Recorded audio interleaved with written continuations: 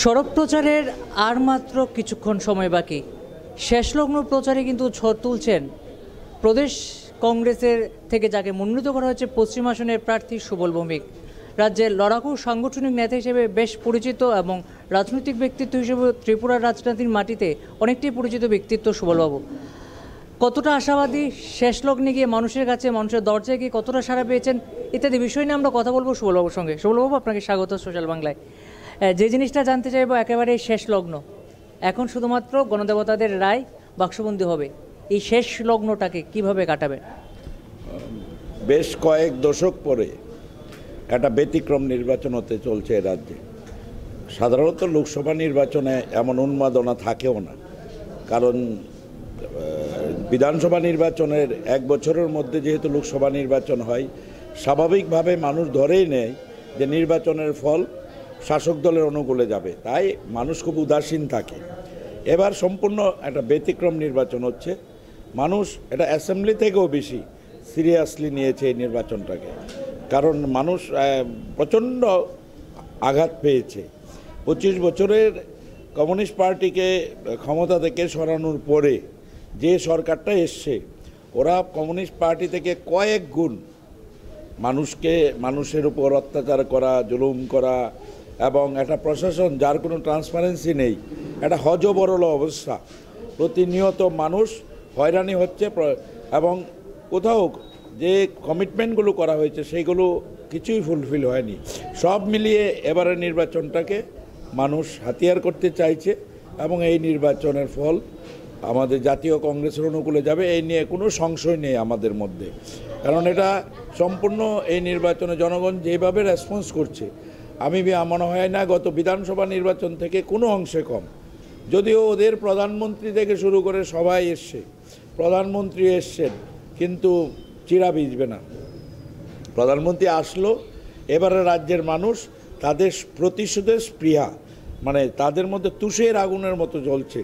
তারা কোনোভাবেই এই যে একটা অন্যায় হলো তাদের প্রতি, যে ব্যবস্থাটার পরিবর্তন চেয়েছিল মানুষ 25 বছর যাবৎ, সেই ব্যবস্থাটার পরিবর্তন যেহেতু দিতে পারেনি, তাই বিজেপিকে মানুষ কোনোভাবেই ক্ষমাযোগ্য দৃষ্টিতে দেখতে রাজি নয়। ওরা প্রতিশোধের ইয়েতে আছে, প্রতিশোধ নেবেই, এবং জনগণ এটা গণতান্ত্রিক পথে ব্যালটের মাধ্যমে একটা নিশ্চিন্ত, এবং যেটা দুটো আসনেই জাতীয় কংগ্রেসের প্রার্থী জয়লাভ করছে, রাজ্যে একটা গণতান্ত্রিক বাতাবরণ সৃষ্টি হবে, এটা আমরা নিশ্চিত। 90-এর দশক পর থেকে এই আসনগুলো, পশ্চিম এবং পূর্ব লোকসভা আসন দুটি বামপন্থীদের দখলে। এই 90-এর দশকের পর এই একবিংশ শতাব্দীতে 2019 নির্বাচনে দাঁড়িয়ে সবচেয়ে বেশি কোন জিনিসটাকে প্রাধান্য দেওয়া হবে, বা আপনি যদি সাংসদ হিসেবে নির্বাচিত হন তাহলে ত্রিপুরার কোন জিনিসটাকে প্রাধান্য দিয়ে দিল্লিতে উঠাবেন?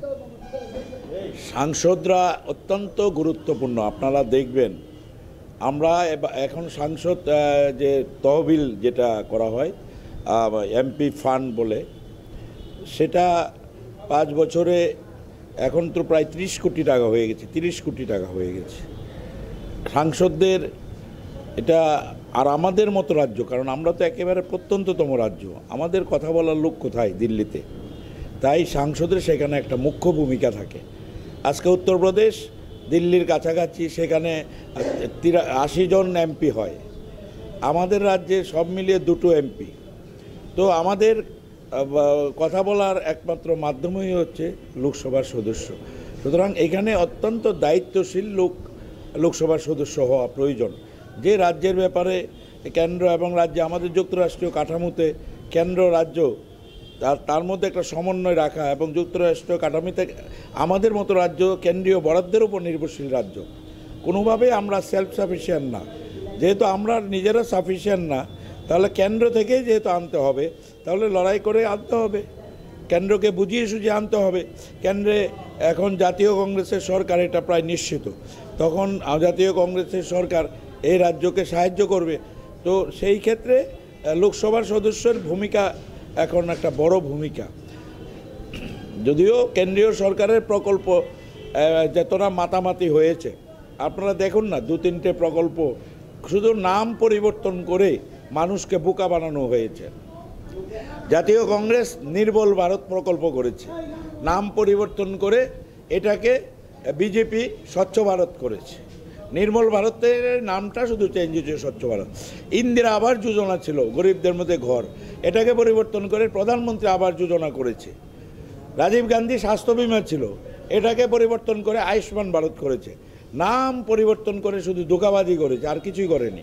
আসলে একটা সব প্রকল্পই জাতীয় কংগ্রেসের সময়কার প্রকল্প। আমরা সময় পাইনি প্রচারে, সব কিছু তুলে ধরতে পারিনি, খুব অল্প সময়ের মধ্যে তুলে ধরেছে। নাহলে ভারতীয় জনতা পার্টি যে মানুষকে ধোঁকা দিচ্ছে এটা একদম মানে আমরা এভিডেন্ট প্রমাণ সাপেক্ষ সেটা তুলে ধরতে পারতাম। তবু আমাদের যারা কর্মকর্তা আছে, পার্টির নেতৃত্ব আছে, পার্টির কর্মীরা আছেন, ওরা বুক চিতিয়ে লড়াই করেছে এবং কোনোভাবেই 1 ইঞ্চি জমি ছাড়েনি। আমরা রাজ্যে মাত্র একটা নতুন সরকার এসছে, তীব্র একটা মানে প্রতিষ্ঠানের পক্ষে হাওয়া, সেটাকে রুখে দিয়েছে জাতীয় কংগ্রেসের কর্মীরা, সমর্থকরা। এটা একটা ভারতবর্ষের মধ্যে দৃষ্টান্ত। এই জন্য আমি এই নির্বাচনকে বলছি ব্যতিক্রম নির্বাচন। সর্বশেষ যে প্রশ্নটা, এবছর নির্বাচনে ত্রিমুখী লড়াই হচ্ছে, একদিকে কংগ্রেস, অন্যদিকে সিপিএম এবং শাসক দল অর্থাৎ বিজেপি। সেই ত্রিমুখী লড়াইয়ের মধ্যে দাঁড়িয়ে জয় কতটা হতে পারে বা কতটা আপনি আশাবাদী? ত্রিপুরাতে স্বাধীনতার পর এখন পর্যন্ত তিনটে মুখ নেই লড়াইয়ের, সবসময় দুটো মুখ থাকে।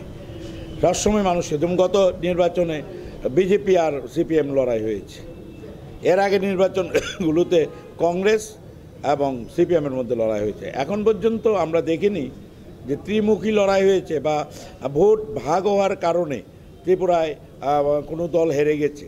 ভোট এখানে মানুষ ভাগ করে না, অত্যন্ত সচেতন। রাজ্যটা ছোট, রাজনীতিটা উত্তরপ্রদেশ থেকেও বড়। অত্যন্ত সচেতন মানুষ, তারা সময়ের প্রয়োজনে, যুগের প্রয়োজনে, মানুষের প্রয়োজনে সিদ্ধান্তটা নিতে জানে, যেই কারণে খুব অল্প সময়ের মধ্যে সিদ্ধান্ত নিয়ে নেয় ত্রিপুরার মানুষ। সেই ক্ষেত্রে হয়তো বিপ্লব বাবুরা অনুধাবন করতে পারছেন না মানুষ কোথায় দাঁড়িয়ে আছে। তো মানুষও তো একটা বই, please read it, man is a book, please read it. মানুষ একটা বই, তাকে জানতে হবে, বুঝতে হবে সে কী সিদ্ধান্ত নিতে পারে। তা পলিটিক্স করলেই তো হবে না। উনি তো এসে আমাদেরকে মানে মানিক সরকার যেখানে রেখে গেছেন প্রাক্তন মুখ্যমন্ত্রী, সে যে পরিমাণ জ্ঞান দিয়েছেন মানুষ আর মানে সেগুলো নিতে পারছিল না। বিপ্লব বাবু এসে এর কয়েকশো গুণ জ্ঞান দিতে শুরু করেছেন। উনি ওনার সদলীয় মন্ত্রীদের সবাইকে সারাদিন জ্ঞান বিতরণ করেন। এত জ্ঞানী মানুষ সবাই একদম বদহজম হয়ে গেছে, আর নিতে পারছি না আমরা, রাজ্যের মানুষও নিতে পারছে না। এই জন্য একটা পরিবর্তন দরকার, এবং শুধু লোকসভার বিষয় নিয়ে নয়, লোকসভার নির্বাচনকে সামনে রেখে রাজ্যের বিষয়গুলো এখানে প্রাধান্য পাচ্ছে। একটা হাওয়া চলছে, যদি লোকসভাতে সরকার রদবদল ঘটে তারপর ত্রিপুরার রাজনীতিতে একটা পরিবর্তিত রাজনৈতিক প্রেক্ষাপট গড়ে উঠতে পারে। আপনি কি মনে করছেন? আসলে এত দুর্বল সরকার, আমরা তো চাই কি সিস্টেমটা ব্রেক করলে অসুবিধা হয়। গণতান্ত্রিক ব্যবস্থায় হুড়মুড়িয়ে সরকার করা, সরকার ভাঙা, এটা একটা রাজ্যের জন্য মঙ্গল নয়। কিন্তু এত নড়বড়ে সরকার, আমরা তো ভাবছি যে 23শে মে যখন ফল ঘোষণা হবে, এই সরকারটা হয়তোবা বিপ্লববাবু নিজেই ওনাকে গিয়ে এয়ারপোর্ট লাউঞ্জে পাওয়া যাবে যে উনি দিল্লির বিমান ধরার অপেক্ষায় বসে আছেন, উনি পালিয়ে যাবেন, এটা তো কোনো ঘটনা না। আমরা তো চাইছি একটা স্টেবল পলিটিক্স। আনরেস্ট পলিটিক্স কখনো স্টেবল গভর্নমেন্ট দিতে পারে না। স্টেবল পলিটিক্স, স্টেবল অর্গানাইজেশনেই একমাত্র স্টেবল গভর্নমেন্ট দিতে পারে। সুতরাং এই যে বিজেপির যে আনরেস্ট পলিটিক্স এবং আনরেস্ট সরকার, মানে সরকারও আনরেস্ট হয়ে গেছে, এত ইন্ডিভিজুয়ালিটি কাজ করে আর কি, এখানে কোনো মেসেজই তৈরি করতে পারেনি সরকার যে এটা ভালো, এই সরকারটা ভালো। কোনো মানুষ বলছে না, একেবারে রিক্সাওয়ালা থেকে ফেরিওয়ালা, একেবারে সমাজে উচ্চবিত্ত যারা ব্যবসায়ী বলুন, বুদ্ধিজীবী বলুন, কোনো অংশের মানুষ একবারও বলছে না যে এই সরকারটা ভালো কাজ করছে। কারণ মেসেজ যদি তৈরি করা না যায় যে কোনো জিনিসেরই, এটা কন্টিনিউ করা যায় না। কারণ একটা সরকার আর জনপ্রিয় সরকারের মধ্যে অনেক ফারাক। সরকার যখন জনপ্রিয়তা হারিয়ে ফেলে তখন সরকার আর কোনো কিছু এক্সিকিউশন করতে পারে না, প্রতি পদে পদে বাধা আসে। যদি সরকারটা লোকসভায় মানে হেরে যায়, তারপরে যে সরকারটাকে কেউ রেখেও দেয়, সেই সরকার কিন্তু কাজ করতে পারবে না। কারণ সেই সরকারের যে মানুষের অনাস্থা, এই অনাস্থা নিয়ে সরকার কি করে কাজ করবে। তাই government should be popular government, otherwise government কখনো ভালো কাজ করতে পারে না। লোকসভা নির্বাচনে জয় নিয়ে চরমভাবে আশাবাদী কংগ্রেস নেতৃত্বরা, বিশেষ করে কংগ্রেস প্রার্থী পশ্চিম আসনে সুবল ভৌমিক। এবার দেখার আগামী দিনে ভোটের ফলাফলের মধ্য দিয়ে প্রমাণিত হবে কাদের পক্ষে গিয়েছে গণদেবতাদের রায়। আর ততক্ষণ পর্যন্ত কিন্তু সকলকেই অপেক্ষা করতে হবে। যাবতীয় খবরাখবরের আপডেটস পেতে অবশ্যই চোখ রাখুন দ্য সোশ্যাল বাংলার পর্দায়।